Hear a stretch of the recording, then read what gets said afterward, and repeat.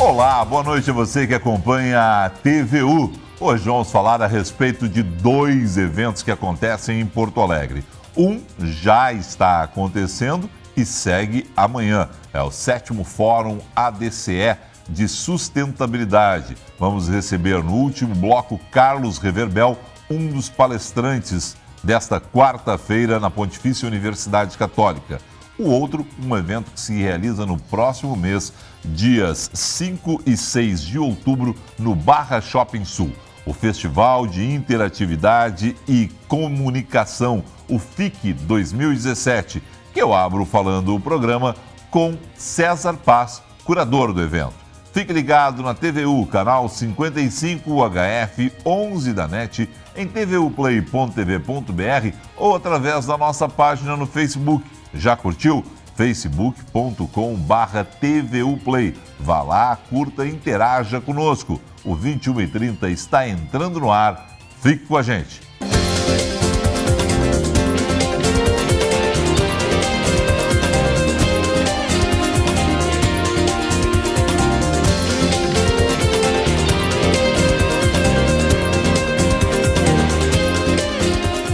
E a gente abre o programa conversando com César Paz, curador da 13ª edição do FIC, o Festival de Interatividade e Comunicação, que se realiza dias 5 e 6 de outubro em Porto Alegre. César, muito obrigado pela tua presença. Boa noite, prazer te ter aqui.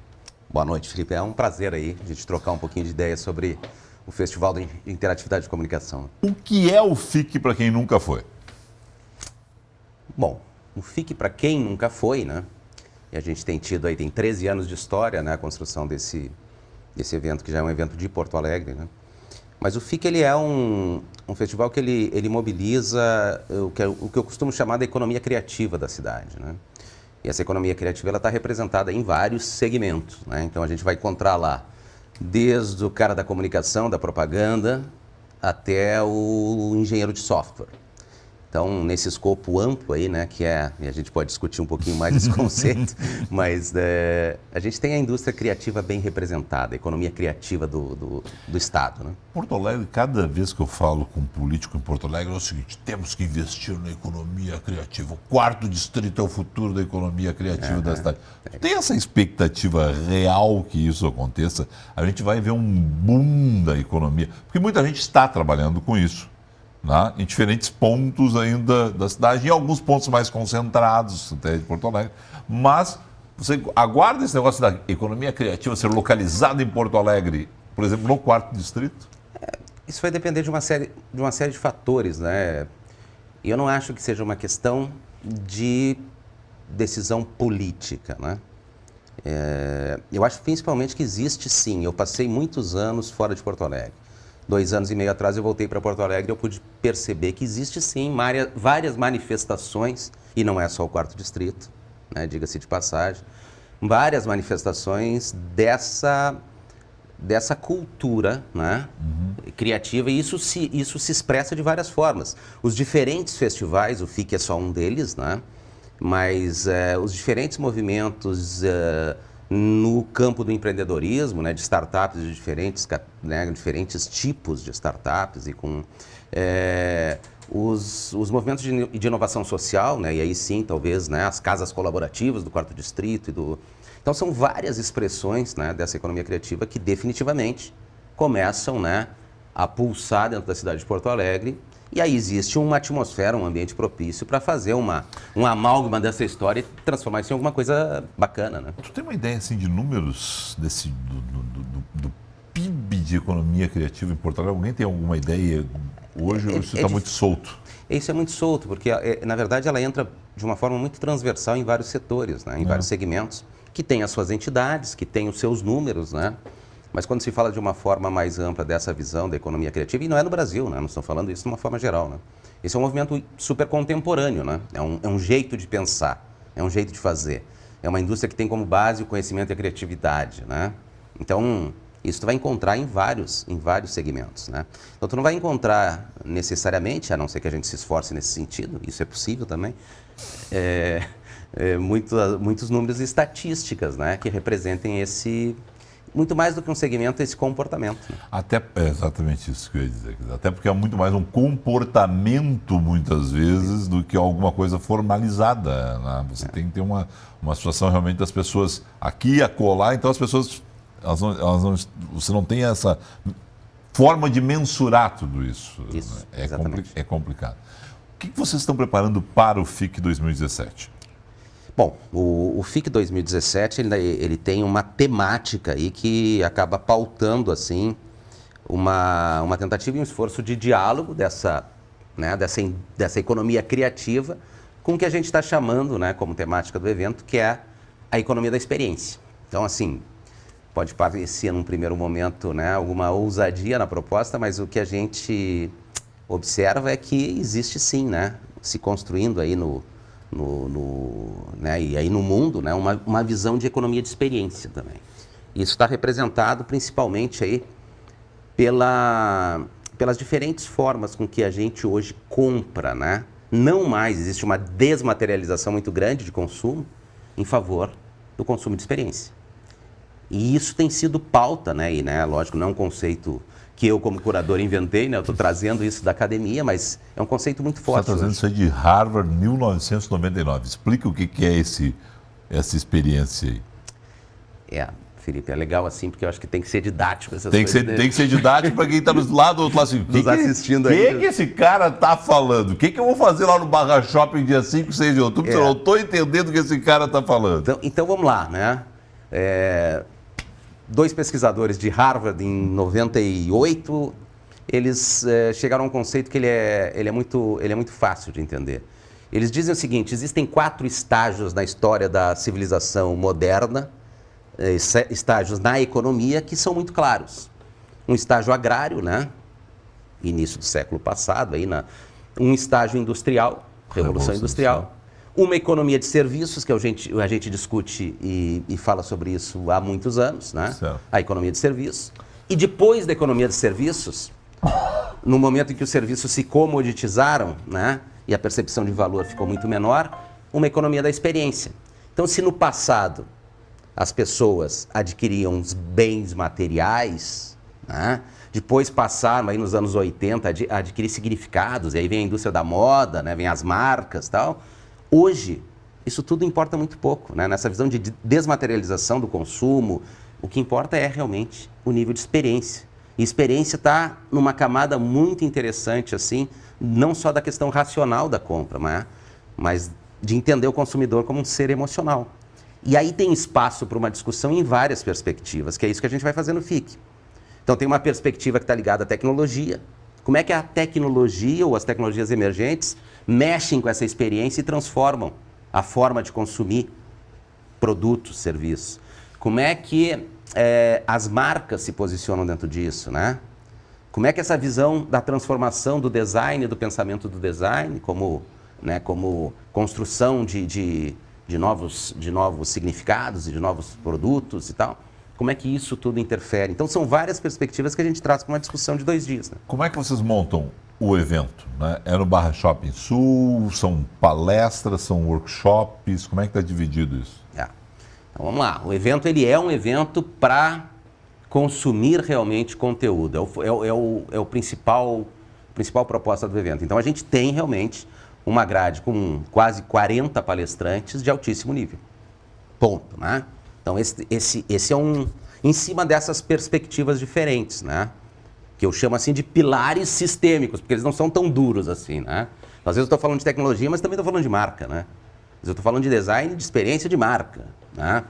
Mas enfim, então dentro dessas perspectivas que elas aparecem, né, como eixo dessa discussão, a gente tem o maior time de pensadores, e aí eu estou falando de pensadores nacionais e também internacionais, que tratam desse tema. Isso vai direto na veia dessa visão da economia criativa também. Quem são as estrelas do evento, assim? Então vamos lá, é difícil listar, eu teria que listar os 40 aqui para não ser injusto, né? Mas a gente tem com palestrantes internacionais o Brian Solis, que é um cara que tem 7 obras publicadas, as duas ótimas publicações recentes aí dele, 2 obras, 2 livros são sobre o tema, né? Então, essa visão da experiência transformando o consumo e transformando as empresas e organizações. A gente tem o John Mad Dog, que é o principal nome do software livre, né? E a experiência de desenvolvimento das comunidades de desenvolvimento de software é uma experiência diferente, né? É um modelo diferente de se organizar e desenvolver sistemas, tecnologia, enfim, né? O software livre, o open source. A gente tem, entre outros nomes, cientista sensacional Silvio Meira, lá de Pernambuco. O Marcelo Dantas, que é um museólogo, fez o Museu da Língua Portuguesa. Japan House, agora um sucesso em São Paulo, são obras dele, entre outras várias obras internacionais, basicamente em cima de construção de espaços imersivos, né, de experiência, como museólogo e como um grande curador aí de várias exposições. A gente tem o cara que organiza a maior evento de pop art do mundo, né, e que acontece no Brasil, que é a Comic Con Experience, a CCXP, que é o Pierre Mantovani. A gente tem o Edson Matsu, que é um designer brilhante aí, e líder na Grendene, o cara da Melissa, o cara da Melissa. Então, assim, cara, é muita gente para reunir essa turma toda? Trabalha um ano... Trabalha um ano. No telefone, pessoal, os estrangeiros, tu tem que ir lá te apresentar. Oi, eu sou o César, eu faço um evento em Porto Alegre. Tem que vender o peixe para eles mesmo. A FIC já tem aquela situação assim, olha, eu estou te mandando um vídeo aqui, demonstração. Como é que faz isso? Como é que atrai os caras? Porque não é só a questão de pagar um cachê, não é só a situação de você, olha, vem aqui porque tu vai ser uma das estrelas do evento. Os caras desse nível eles têm que ter sangue no olho para vir, e vem com sangue no olho, né? Definitivamente não é uma tarefa simples, né? Eu acho que o curador ele tem essa missão, né, de em cima de um desenho, de uma temática e de fazer, né, uma proposta de curadoria que interesse as pessoas e ao mesmo tempo seja um bom produto, né? Não é só uma questão, né, da vaidade do curador, mas essa proposta ela tem que atrair os palestrantes, né? Os palestrantes têm que se perceber como parte, né, da provocação dessa discussão, desse diálogo, dessa reflexão, né? E quando tu tens uma boa temática e pontualmente tu vai buscar realmente, normalmente existe um interesse. Então, essas pessoas que eu te falei, e outros tantos que a gente poderia listar aqui, eles se interessam pelo tema, né? Eles acham que esse tema, eles contribuem como pensadores, né, mesmo que sejam pensadores, ora da academia, às vezes do mercado. Eles têm uma identidade, né? Esse tema, ele atrai mesmo, ele atrai por si. Ele tem a ver com os propósitos, né, do trabalho desenvolvido por essas pessoas. Então é isso, muito mais uma conexão de verdade aí com esses propósitos que tem no debate, né? O FIC atrai qual é a expectativa de público?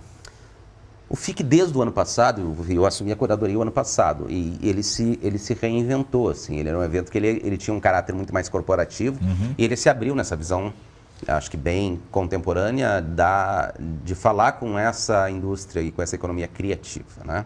E desde o ano passado ele é um evento de 1.200 pessoas. Essa é a expectativa desse ano também? Essa expectativa 600 por dia ou 1.200 a cada dia? São 1.200 inscrições, né? 1.200 inscrições, certo. E são 2 dias o evento, né? Certo. Então, a gente pode ter 1.200 pessoas, como pode ter um pouco menos em função do fluxo. Agora, eu acho que o mais importante é que também não se restringe a conteúdo, né? Essa é a ideia do festival. Quando a gente fala de festival, né, e aí a gente está falando dos eventos internacionais, porque tu tem um desdobramento, né, do evento na cidade, de alguma forma. Então, por exemplo, né, a gente vai ter uma wake party, né, que é uma história bacana que vem acontecendo em várias cidades do mundo, onde às 7 da manhã as pessoas se reúnem para uma festa, onde vão lá meditar, despertar, né, e ao mesmo tempo também, né, ouvir um techno music e se preparar para começar a consumir os conteúdos. Vai ser às 7 da manhã mesmo? Vai ser às 7 da manhã. Vai ser onde? Deve ser na usina do gasômetro, né? Aí sai dali e vem para o Barra Shopping depois. Vai para o Barra Shopping. Ao mesmo tempo tem uma festa de rua, por exemplo, na sexta-feira, no dia 6, que acontece na Cidade Baixa, né? Que aí deve reunir mais de 1.500 pessoas. Ela acontece ali Pô, eu já não frequento mais a Cidade Baixa há algum João tempo. Alfredo. João Alfredo. Na frente do Margot, tem um museu ali que é o Felizardo. Sim, Joaquim Felizardo. Joaquim Felizardo. Então, no Joaquim Felizardo tem um espaço muito grande, é ali que vai acontecer, que vai ser o Tô na Rua X, né? O X é do evento, da visão da experiência, né? Então são desdobramentos, né, nessa visão mais ampla, né, de um festival, que eu acho que é uma oportunidade para Porto Alegre, né, também participar, mesmo que não vá consumir o conteúdo, né, mas participando aí das atividades que estão em torno desse conteúdo que é proposto, né. Bom, são 2 dias, iniciando 10 da manhã. Começa na quinta-feira às 2 da tarde. 2 da tarde. E então acontece na tarde de quinta-feira, né? E depois na sexta-feira o dia inteiro. Na tarde de quinta-feira são 4 palestras memoráveis, aí, sensacionais, imperdíveis. E aí na sexta-feira, durante o dia todo, aí sim, 3 trilhas de conteúdo separadas. E aí as pessoas têm que optar, né, qual trilha que vão consumir, né, se vai na sala 1, 2 ou 3, né, mas são sempre uma oferta de conteúdo em várias opções, né. Tipo o quê, assim? O que pode criar uma dúvida? O Felipe Vieira vai lá, o interesse do Felipe é X ou Y, e o Felipe vai ficar dividido mesmo? Vai. O Felipe vai lá e ele vai optar em três propostas diferentes, né? Então, tu pode ter, por exemplo, sei lá, uma proposta de um cara mais ligado ao desenvolvimento de tecnologias, por exemplo. Então, tu pode ter uma opção para assistir uma palestra sobre inteligência artificial. O Capra, certo? por sinal, está no roteiro, Ricardo Capra. O Capra vai falar sobre ciência de dados, né? A era dos algoritmos é a palestra do Capra. Mas tu pode ter uma opção de ver uma palestra sobre inteligência artificial, uma palestra sobre as mega tendências, né, nesse universo da contemporaneidade da indústria criativa, e aí com uma trend hunter sensacional, que é a Luciana, que é palestrante internacional, o Capra falando de data science, e um outro palestrante falando, enfim, sobre, sei lá, design de experiência. Opções não faltam para as pessoas. Opções não faltam, é uma oferta de conteúdo de qualidade e ampla. De novo fazer uma pergunta para ti, que é o seguinte: como é que o curador cria tudo isso e também bota pressão na pessoa? Porque a pessoa vai se sentir pressionada a ver tudo. Como é que tu pensa isso na hora que tu cria esse roteiro do evento? Quando eu faço uma proposta de curadoria como essa do FIC, né? Lógico, eu parto de uma temática, né? E é importante que essa temática seja uma temática muito consistente, né? Do ponto de vista da atratividade, do ponto de vista da curiosidade das pessoas, né? Então a gente traz esse conceito, que não é novo, mas ele é novo, né? Da economia da experiência, né? Embora seja um conceito de 98, ele nunca foi discutido, debatido, né? Não existe material, pelo menos na grande imprensa, nos grandes canais, na internet, de uma forma ainda muito restrita, né? E aí a gente tenta provocar um diálogo. Para provocar um diálogo em cima de uma temática, tu precisa ter consistência, pelo menos, né, nessa visão de alguns pilares que sustentem o conceito, né? E aí a partir desses pilares, tu vai tratar de perspectivas um pouco diferentes. Por exemplo, a perspectiva do consumidor, né, do consumo, a perspectiva das marcas, a perspectiva da tecnologia. Então, eu procuro trabalhar assim, né, a partir de uma temática, criar pilares que sustentem essa temática e trazer perspectivas diferentes para travar esse diálogo, esse debate, essa discussão, né? Então, assim, realmente é um trabalho bacana e me dá muito prazer fazer, né? Não é a minha atividade. Qual é o tamanho do teu grupo para fazer a curadoria? Tu não trabalha sozinho, obviamente, né? Vocês têm, eu imagino que tem uma equipe para montar tudo isso. Na verdade, a proposta de curadoria, normalmente, ela é mais solitária? Ela mesmo? É um pouco solitária, né? Pelo menos na concepção da proposta e das pessoas que acabam... Muita gente dando palpite não dá certo numa hora dessas. Essa é uma hora que tu tem que fazer uma proposta que ela Ela é uma proposta que ela é lógico, está aberta a sugestões, né, e avaliações e discussões, mas é uma visão bastante particular de entender todo esse universo e entender como é que esse diálogo vai se construir, né?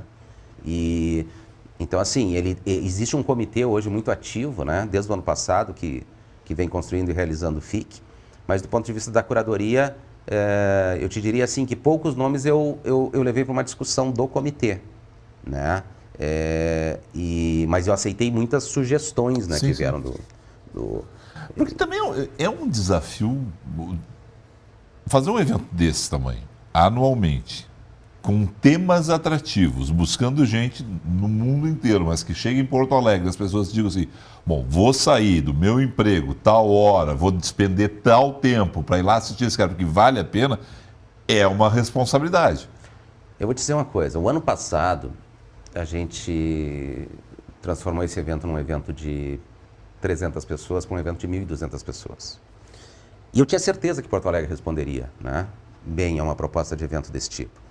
Porque também é uma proposta de evento onde tu tem uma oferta muito rica de conteúdo, de discussão e de... Sim. As pessoas querem isso, né? E a gente tem aí exemplos grandes de ter feito em Porto Alegre coisas fantásticas, desde o Fórum Social Mundial, né? Perfeito.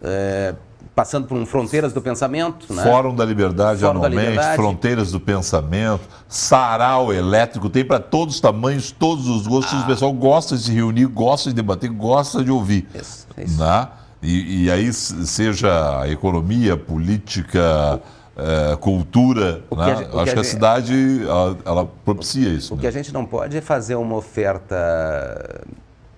Né, que seja uma oferta fraca, uma oferta e achar que as pessoas vão aderir a isso, né? Quando a gente fala de mobilizar dentro de um universo aí, considerando o mercado de corporativas, organizações e mais quem tem interesse sobre o tema, né, que não necessariamente que vai na pessoa física, né, Sim. e vai lá e compra um ingresso, 1.200 pessoas é muito pouca gente, né? Numa cidade do tamanho de Porto Alegre, né? Deixa eu só dizer o seguinte, ó, por sinal, vamos vender o peixe aqui, né? www.fic17.com.br/programacal. Né? Ali você vai encontrar toda a programação e ali também você encontra o link para fazer a sua inscrição no evento. Mas se digitar www.fic17.com.br, o cara vai se achar. Já entra lá. Então, Vai ter toda a é isso aí até informação. que nós estamos botando no vídeo agora, para facilitar. Aí você já navega lá no site do evento, tira todas as suas dúvidas a respeito do assunto. César, que vem por aí em termos, de novo, aquela questão de Porto Alegre, tá? A partir do FIC, o que vocês imaginam que vocês vão, para usar um termo assim, de inocular na cidade? Tem essa preocupação? Assim, olha, antes do FIC a gente tem essa situação em Porto Alegre, a gente quer que as pessoas se despertem, que elas mudem, que elas reajam. Tem essa preocupação? Evidentemente que sim, né? A preocupação quando a gente tem esse evento, e é uma expressão dessa visão da indústria criativa, a proposta é sempre provocar, né, as pessoas à reflexão e à discussão. E a inovação, de uma forma geral, né, é o caminho, e talvez o único caminho, né, para a construção aí de sociedades mais justas, né, mais equilibradas, né, e mais dentro de uma visão também competitivas, né. E quando a gente faz um processo Gostado desse de tipo... dizer isso, competitivo e equilibrado na mesma frase, né? Mas é isso mesmo. Eu acredito muito nisso. Não, mas é isso mesmo, né? Cada vez mais você ter competitividade, mas na busca do equilíbrio. Quer dizer, também... Exato. Porque a competitividade não é uma opção nossa, né? Não. Não, e não quer dizer que a gente vai se matar todo mundo também, né? Assim, ó, até o Rio Grande do Sul de vez em quando tem um pouco disso, né? Aquela figura do caranguejo, né? Do jogar para baixo. Não, tem a competitividade até para elevar todo mundo, vai todo mundo junto. Sim, né? sim. A ideia é subir a régua e todo mundo crescer. Né? né? Sem perder essa visão coletiva, humana, Claro. né? Justa, né? E tem até uma palestra que eu faço e fiz muito durante o último ano, assim, que falava do empreender coletivo e humano. É isso, né? Empreender é empreender, tu precisa ter competitividade, agressividade, né? Tá focado na visão da inovação ou do caminho de inovação, né? Mas a visão coletiva e humana, ela pauta... Tem que estar presente. Mas, sim, né? Então, voltando para a questão do legado, né? A proposta de trazer uma reflexão sobre temas que são contemporâneos, né? E que estão inseridos nessa visão da inovação, ele necessariamente ele tem essa proposta de deixar esse legado, né? De trazer essa reflexão para que, a partir dali, coisas aconteçam, né? E tenha desdobramentos que sejam desdobramentos objetivos, né? O cara que vai lá e que tem uma empresa e é um empreendedor, ele vai trazer para dentro da sua empresa coisas que ele viu dentro das discussões, dos debates que ele participou ou dos conteúdos que ele consumiu. Mas, independente disso, eu acho que eu tenho uma ideia de que hoje a gente tem muito pouca articulação entre esses vários movimentos, né? Que são expressões dessa visão inovadora. A quem cabe fazer essa articulação? A Associação Brasileira das Agências Digitais, ao CEPROG, que são copromotores, né? São organizadores e promotores do evento. Quem é que deveria fazer essa reunião toda? Eu te diria que esses links. Eu te diria que a sociedade organizada e as entidades fazem parte desse contexto, né? Elas têm cada uma responsabilidade limitada, né? Essa articulação é uma articulação genuína de um coletivo de pessoas que fazem as coisas acontecer, né? Muito mais do que de entidades ou do poder público, né? E esse coletivo vem conversando em diferentes fóruns, assim, né? Então, algumas expressões que estão acontecendo através de festivais ou de fóruns, né? E que estão pautados por essa visão da inovação e da indústria criativa, especialmente, né? Eu acho que a indústria criativa, quando a gente fala muito nisso, mas ela é um pouco esse amálgama, né? Uhum. Que junta tudo isso, né? Junta o cara que faz um evento de tecnologia com o cara que faz um evento de design, né? Então, a indústria criativa ela acaba servindo como essa proposta, vamos dizer assim, de consolidação e de união e de amálgama dessas diferentes manifestações. Mas, fundamentalmente, em cima desse coletivo de pessoas que vêm construindo coisas, né? Me incluo nesse time, né? Dentro, e não coloco, né, essa responsabilidade no Estado, no município de Porto Alegre ou nas entidades que também têm o seu papel e também fazem o seu esforço, né? Porque esse é um espaço para não ter muito protagonismo, assim, né? É um espaço para... Sim. Esse mundo digital, nesse caso, realmente tem que também que... A falta de protagonismo é uma característica, muitas vezes, né? Existem exemplos no mundo, né? Estou falando aqui de uma proposta exclusiva para a cidade de Porto Alegre, né? Tem a principal manifestação dentro desse contexto de inovação e de expressão dessa economia criativa, no mundo ela acontece em Austin, né? No Texas, né? Num evento que é o SXSW, e que há, 6 anos que eu participo desse evento, mas nos últimos 2 anos foi uma legião de gaúchos para lá. Não, é impressionante. Eu estive aqui, o Dado Schneider esteve aqui, falou do SXSW. O Dado foi o primeiro ano, eu encontrei ele. A Luciane Aquino esteve aqui e falou do SX. A Luciane Aquino, inclusive, deu uma força para nós, falou lá de Austin com a gente, porque eu acho que também na época nós te procuramos, não conseguimos te conectar via Skype, mas falou lá de Austin com a gente, quer dizer, esse ano não tinha dificuldade nenhuma em encontrar gaúcho em Austin. Esse ano tinha uma meia dúzia que eu conhecia. Está todo mundo em Austin. Eu assim, mas vem cá, como é que eu contato esse pessoal? Como é que eu ponho aqui? Né? Um jeito fácil de achar é ir no fogo de chão, né? Tem um fogo de chão lá. Tem um... Mas, então, Austin é um bom exemplo, né? De uma cidade que abraçou essa causa, né? E que realmente faz isso sem estabelecer essa liderança ou esse protagonismo, a não ser para um coletivo de pessoas que constroem um grande evento que mobiliza lá, e aí nós estamos falando de mais de 2.500 conteúdos distribuídos ao longo de 10 dias, né? E que movimenta uma indústria não só de tecnologia, né? Mas também da música, do cinema, que são outras expressões mais do lado artístico, né? Dessa indústria criativa. Porto Alegre pode sonhar com 3, 4, 5, um dia 10 dias de FIC?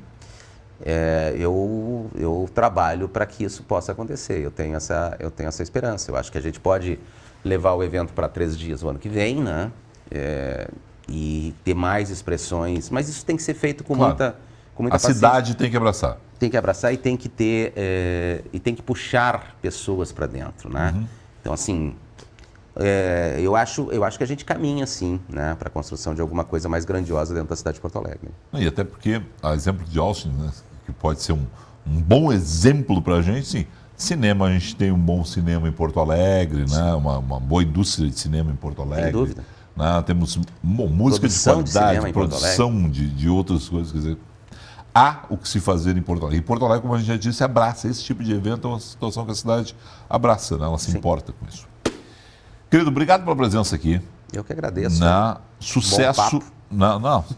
Bom papo e muito bom assim que a gente possa já com antecedência de 10, 15 dias aí conversar, 10 dias, né, conversar com as pessoas, né, e alertar as pessoas. Quem não se inscreveu, vá no site, se inscreva, obtenha mais informações. Dias 5 e 6 de outubro, aqui do lado no Barra Shopping. A gente vai voltar a falar sobre o FIC.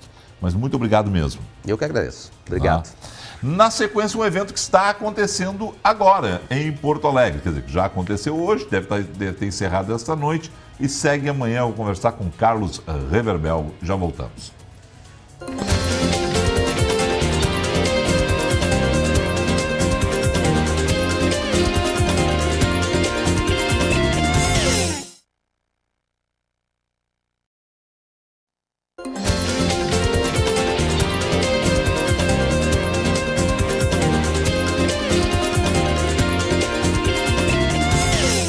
Está sendo realizado em Porto Alegre o 7º Fórum ADCE para Sustentabilidade. A ADCE é a Associação de Dirigentes Cristãos de Empresas.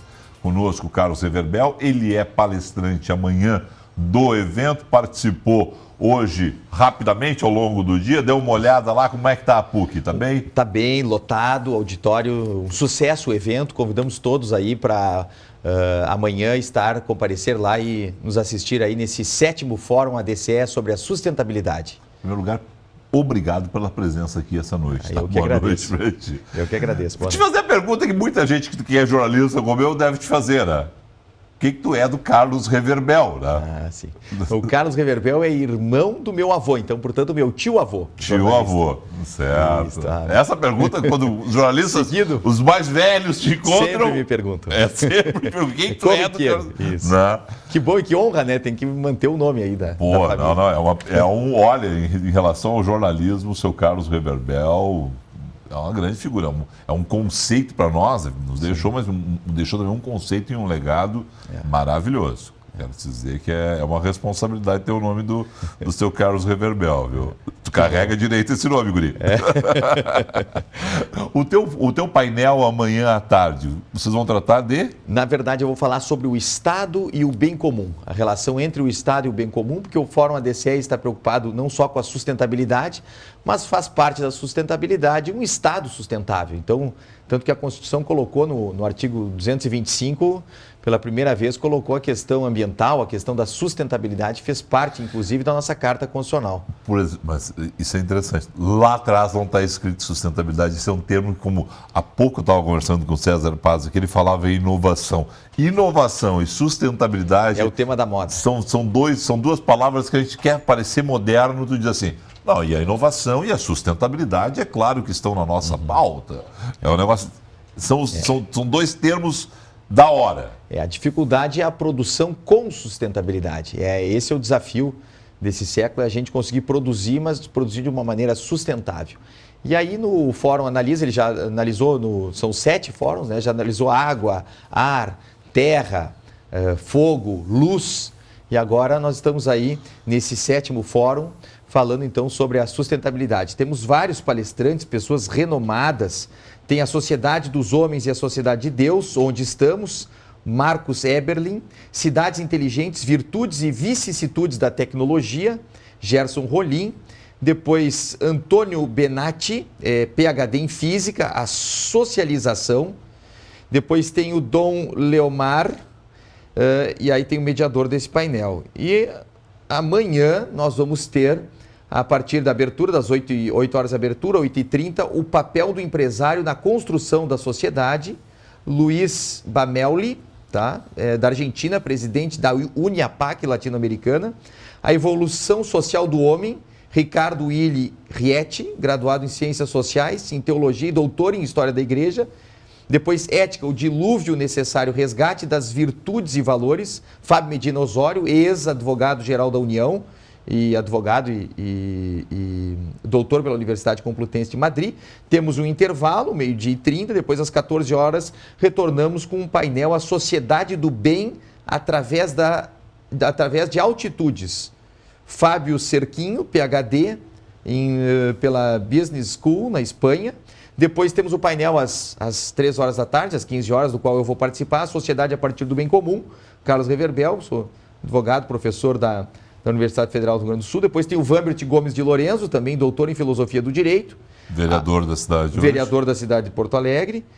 Depois nós temos ainda outros painéis. O evento está maravilhoso, interessante. Convido a todos, então, a participar desse fórum aí, que já estamos no 7º, né? Já estamos criando uma tradição ali, junto à DCE. Pois é, a DCE, ela tem ela é voltada, né, para empresários cristãos. E essa preocupação da ética, ética, religião, bem comum, né? Sustentabilidade. Isso está presente sempre, né? Está sempre presente. Isso é a ideia de bem comum, o bem de todos, né? Naquilo que nós todos temos em comum, que é a mesma dignidade da pessoa humana. Então, a preocupação da DCE é não só ser empresa, agregar empresas, mas agregar empresas com valores, com ética, com sustentabilidade, com uma ideia de bem comum. O que a gente pode fazer pelo outro?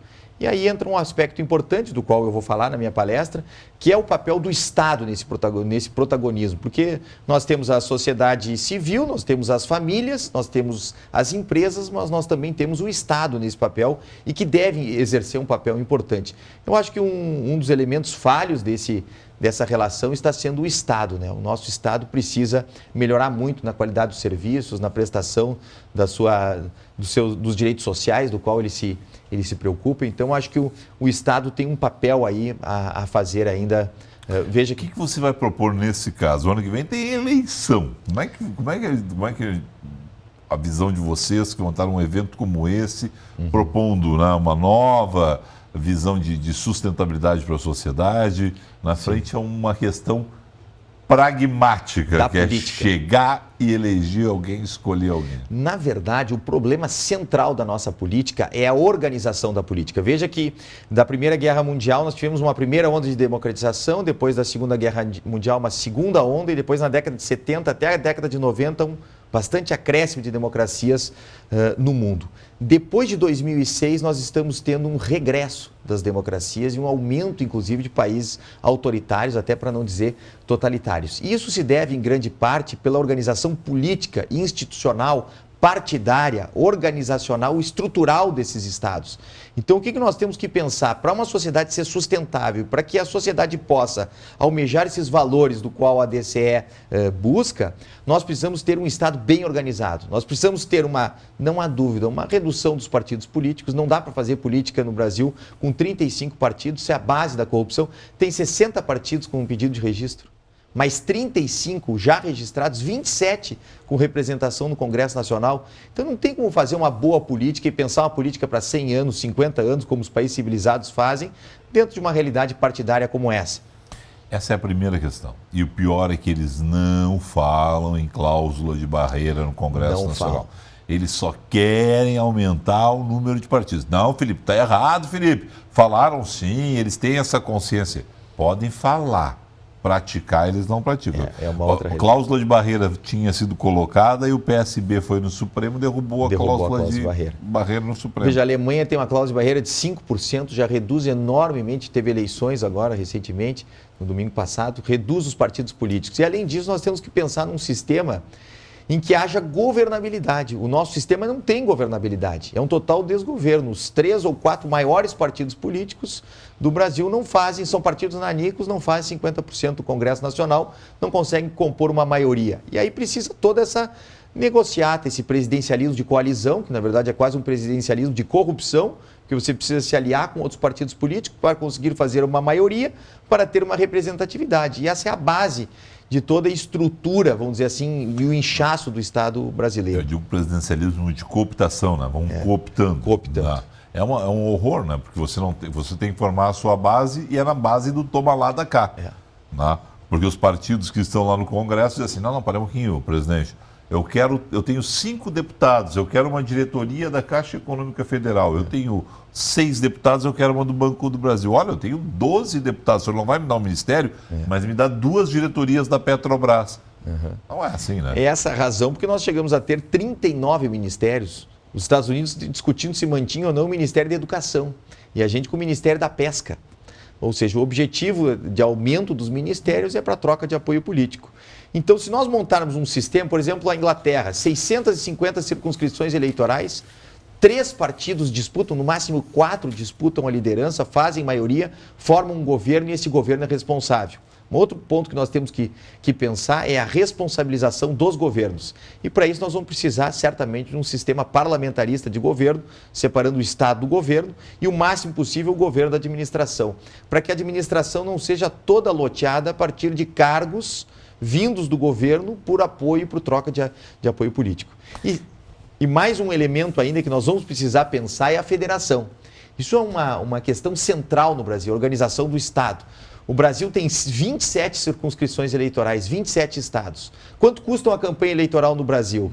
No estado de São Paulo, uma campanha eleitoral não baixa de 8 a 12 milhões de reais para ser eleito, porque o candidato tem que fazer votos em todo o estado. São 650 municípios no estado de São Paulo. O candidato precisa percorrer quase 2 voltas no globo terrestre com todos os seus cabos eleitorais para fazer campanha eleitoral e ser eleito.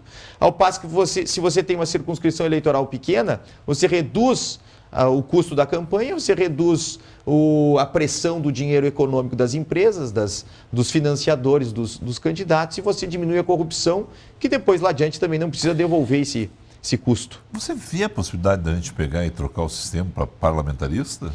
Eu vejo a possibilidade. Na verdade, não tem outra saída. Sendo bem realista, não há uma alternativa Brasil, que não... Eu perdi, né? Eu sempre digo isso. Eu perdi. Não. Eu perdi o plebiscito. Eu fui lá e votei pelo parlamentarismo. Né? Eu votei. Assim, eu achava que o parlamentarismo era... Me submeti. O Brasil é presidencialista. Mas eu vejo que aqui e acolá o pessoal pega e não aceita o resultado. Não é o teu caso, né? Tu está dizendo assim, olha, o melhor sistema é o parlamentarismo, não tem como a gente escapar. Mas as pessoas não aceitam. Um dos grandes e aí eu fico problemas... pensando assim, mas será que a gente consegue reverter isso? Vamos fazer um novo plebiscito hoje, mudaria a população? Mas não precisaria um plebiscito, uma simples emenda à Constituição seria possível. Na verdade, tem 6 ou 7 tipos de parlamentarismo. Isso é um problema também que as pessoas não entendem. Tem o semipresidencialismo, o semiparlamentarismo, o parlamentarismo à francesa, o parlamentarismo à inglesa. Nós temos que buscar um sistema mais racional. E aí o nome é o de menos. Se a gente chamar isso de semipresidencialismo, semiparlamentarismo ou parlamentarismo brasileiro, o Brasil já teve um parlamentarismo no Segundo Império. E o Brasil até, a unidade nacional depende do Segundo Império. A prosperidade que o Brasil teve no Segundo Império muito depende do sistema de governo que adotamos. Com a República, o Brasil caiu num sistema em que o presidente da República é chefe de Estado, é chefe de governo e chefe de toda a administração. Então, e ainda nomeia todos os ministros do Supremo Tribunal Federal. Segundo o ex-procurador-geral da República, chefe de organização criminosa também. Não, e além do mais, tem medidas legislativas, decretos, leis, medidas provisórias. Ou seja, ele além de ser chefe de Estado, chefe de governo, chefe da administração, nomeia os ministros do STF, ainda tem medidas legislativas. Ou seja, nós vivemos um superpresidencialismo. Acho que a antiga monarquia não tinha tantos poderes quanto o atual presidente da República tem. Então, nesse fórum aí que nós estamos discutindo, um dos elementos é como se faz um bem comum, como se faz um bom Estado e qual o papel do Estado como protagonista aí dessa nossa sociedade. Então, nós estamos aí de acordo com uma necessária e profunda reforma política que eu acho que, infelizmente, esse Congresso aí não tem condições, não vai ser aprovado essa reforma política. Só para fechar uma questão, foi claro, mas para glosar essa questão, né? Voto distrital já, né? Para a Câmara dos Deputados. Né? Voto distrital. Porque com o voto distrital, na verdade, a gente vai ter mais uma eleição majoritária, no caso, para o parlamento. A gente já elege o senador da República desta forma, mas o senador vai ser de todo o Estado, só que o sujeito vai ter que vir. Em Porto Alegre você tem 3 regiões eleitorais, 2, eles vão ter que se matar por aquelas 2, e o cara que sai daquelas 2 vai ter que voltar ali naquela região e dizer, seu João, Dona Maria, fiz isso, penso aquilo, vou votar daquela forma. e se o seu João e a dona Maria não gostar, na próxima vão cobrar dele. O Congresso sempre pensa o voto distrital para 2022, 2024, 2026, nunca pensa para agora. Por que será que não pensa para agora? Porque isso vai aumentar a competitividade, vai permitir que pessoas de fora do sistema ingressem. Agora, um outro ponto central ainda que o Estado vai precisar mexer é na forma federativa de Estado. Nós temos aí 68% da receita do bolo tributário geridos pela União. 8% vai para os estados e 1,7% vai para o município. Não tem, isso é um absurdo. Estive conversando, Carlos Reverbel, com o Luiz Carlos Rauli. Ele é o deputado relator da reforma tributária. Do PSDB, né? PSDB de São Paulo. Aí eu perguntei para ele, deputado Rauli, o que o senhor vai modificar em relação aos municípios, estados, alíquotas, receitas de municípios, estados e União? Nada. Porque se eu mexer nisso, vira guerra, não faz a reforma. O que o senhor vai diminuir da carga tributária para nós? Não vai diminuir a carga tributária. Mas para que vai se fazer reforma tributária? Assim, para simplificar. A gente tem muito imposto e o que o governo vai fazer é o seguinte, vai diminuir o número de impostos, vai facilitar a arrecadação, mas ela não vai cair dessa faixa dos 36, 38, em alguns casos, dependendo das questões, chegando batendo lá nos 40% da carga tributária.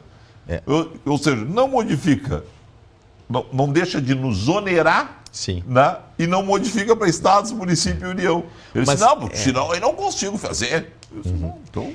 É uma irracionalidade total. Por exemplo, nas execuções fiscais que o Brasil tenta cobrar, se cobra em média de 1,17% das execuções fiscais. Os Estados Unidos têm um índice de cobrança de quase 90%. Então, a gente, do bolo tributário das pessoas que devem para a Fazenda, para o fisco, só 1,17% a gente consegue cobrar, ou seja, é uma total ineficiência. Sem contar o custo de toda a máquina administrativa para cobrar é quase o custo do que se cobra. Então a gente consegue cobrar o que precisa para manter toda a questão do fisco. Então, quer dizer, sem contar que os impostos são caros, aí os impostos sendo altos aumenta a elisão fiscal e aumentando a elisão fiscal aumenta a sonegação, que por sua vez precisa aumentar de novo os impostos e entra-se num ciclo vicioso.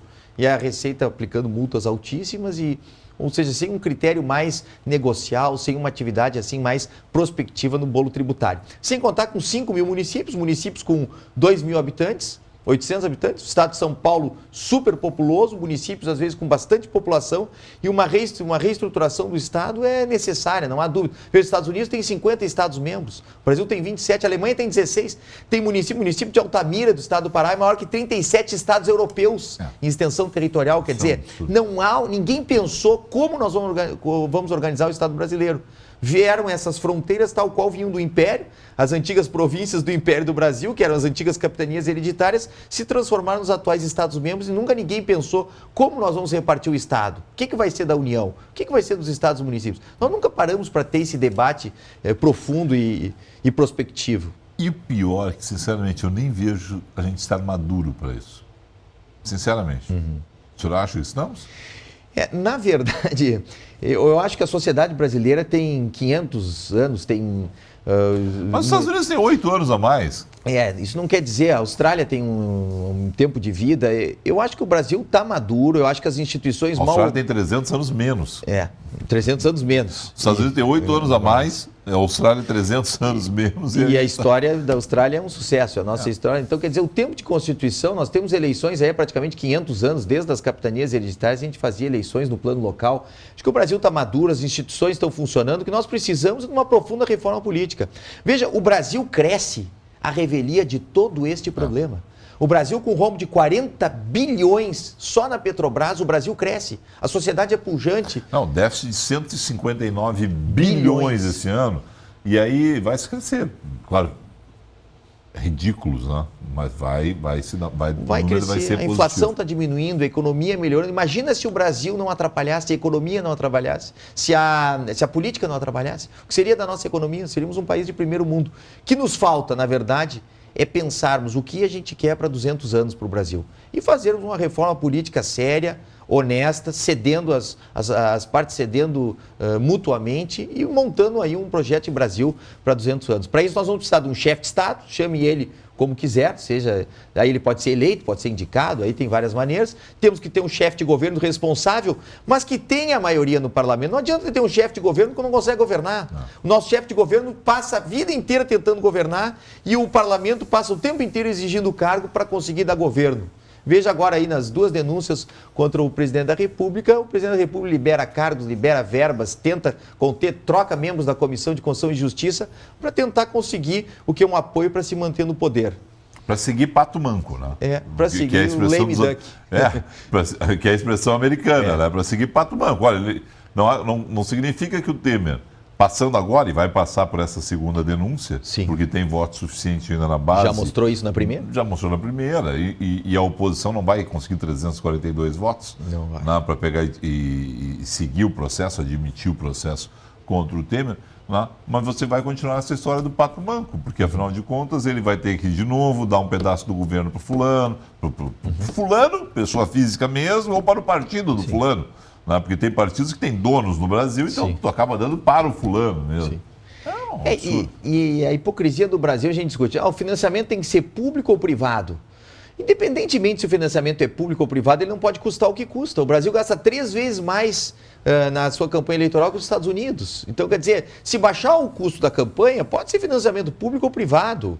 Não faz tanta diferença. Eu gostaria de financiamento privado.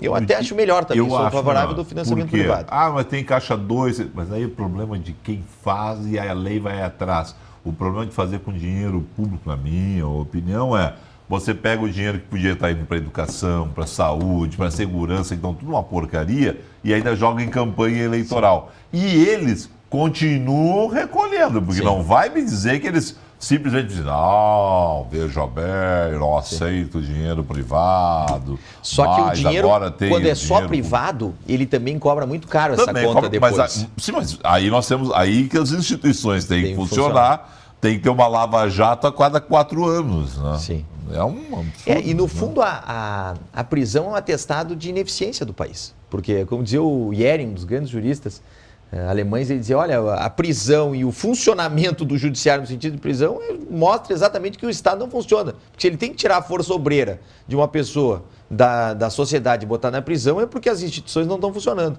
Então nós não vamos resolver o problema do Brasil com cadeia. Claro que é importante que o exemplo sirva e que a sociedade evolua, mas nós temos que pensar por que essa corrupção ocorre, por que esse sistema não gera maioria, por que as eleições são caras, por que o federalismo não funciona. Então são essas as perguntas que nós temos que começar a fazer. Sabe que eu me lembro assim, há 10 anos, na crise do mensalão, quando a gente discutia a reforma política na crise do mensalão. E eu me lembro do então senador Sérgio Zambiase, lá me dizendo, não, Felipe, a mãe de todas as reformas é a reforma política. Sim.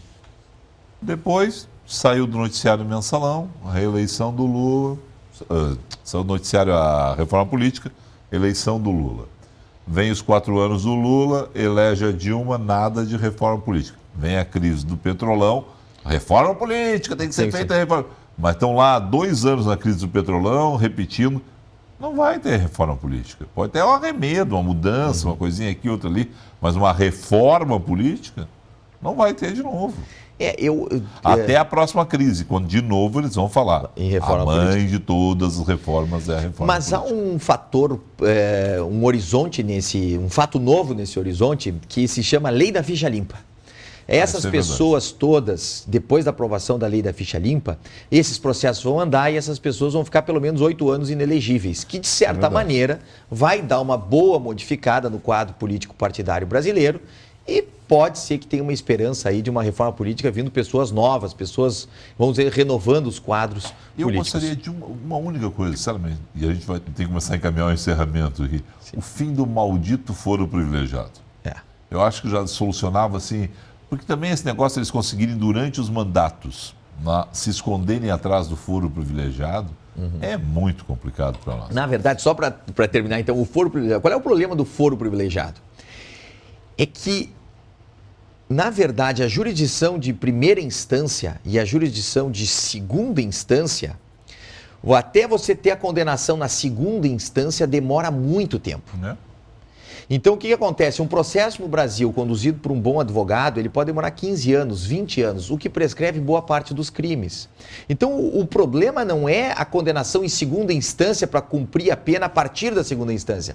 O problema é que até a decisão ser decidido em segunda instância, aquela decisão de um órgão colegiado, se demora 15, 20 anos. Então, o que acontece nos países mais civilizados? Essa decisão demora 1 ano, 6 meses, você já tem uma decisão terminativa. Voltando ao nosso assunto, amanhã, 3 da tarde, então, você no palco do 7º Fórum ADCE para Sustentabilidade, junto com outros convidados especiais, ao longo do dia. Vou pedir para as pessoas entrarem nesse endereço aqui, ó, fas-adce.com.br, que ali você tem todas as informações a respeito do fórum que segue amanhã. Começou hoje na PUC, no prédio 40 da PUC, e segue durante esta quarta-feira. É isso? É isso aí, todos convidados. Muito obrigado. Carlos, prazer te conhecer pessoalmente. Prazer foi meu. E foi muito bom conversar, porque, afinal de contas, é a questão da hora, rapaz. A gente tem que mudar a questão da sustentabilidade e isso passa também por reforma política, porque as pessoas têm que estar comprometidas com isso. E os nossos políticos falam, mas não se comprometem. Porque as famílias e a sociedade civil parece que está, falta o apoio do Estado. Muito Carlos obrigado. Reverbel, muito obrigado, uma boa noite. Obrigado, boa noite. Amanhã, portanto, 7º Fórum ADCE na Pontifícia Universidade Católica. Obrigado a você pela sua sintonia. Até amanhã.